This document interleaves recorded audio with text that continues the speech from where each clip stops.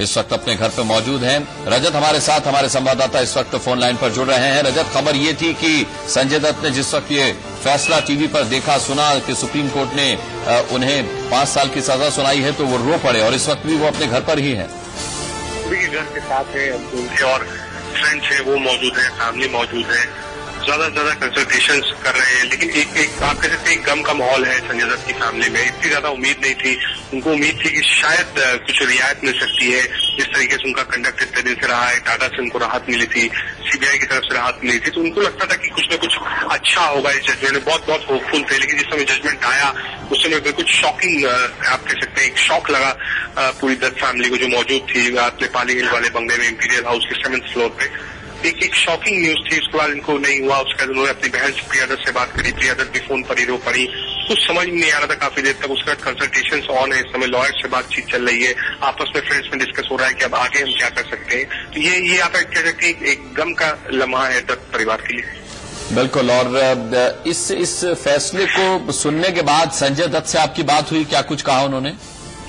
देखिए, इतना बहुत ज्यादा उम्मीद नहीं था। उस समय हम लोग साथ में ही बैठे हुए थे, अनुराग एक ही टेबल पे थे हम लोग। और सबसे पहले खबर मेरे पास आई थी कि 5 साल दिया गया। जब मैंने दत्त साहब को बताया तो बड़ी एक बार शॉक हुए कि नहीं ऐसा नहीं हो सकता। उन्होंने फिर से कंफर्म किया, लॉयर से बात की, तो उसके शॉकिंग हुआ। उसके बाद लेकिन एक बोल्डनेस है, परिवार को संभालने की कोशिश कर रहे हैं इस समय संजय दत्त। सबको आप कह सकते ढांढस दे रहे हैं कि नहीं कुछ अच्छा होगा जीवन में और कुछ नया होगा, कुछ अच्छा होगा। और ये एक टफ टाइम है, इसमें हम लोग को बोल्डली खड़ा होना है। बच्चों को अपने पास बुलाया संजय दत्त ने, बच्चों के पास बैठे रहे, बच्चों को खिलाया।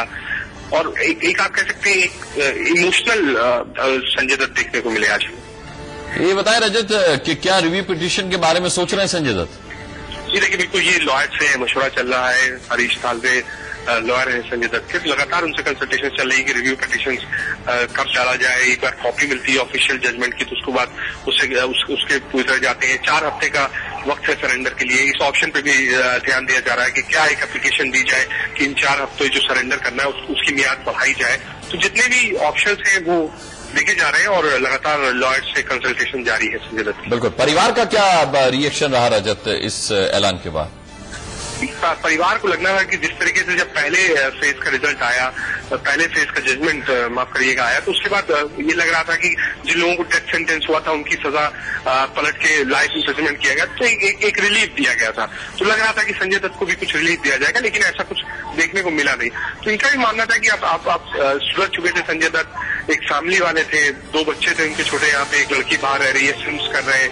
तो इमेज चेंज हुई थी संजय दत्त की। तो इतना हार्श जजमेंट की उम्मीद नहीं। चलो बहुत बहुत धन्यवाद।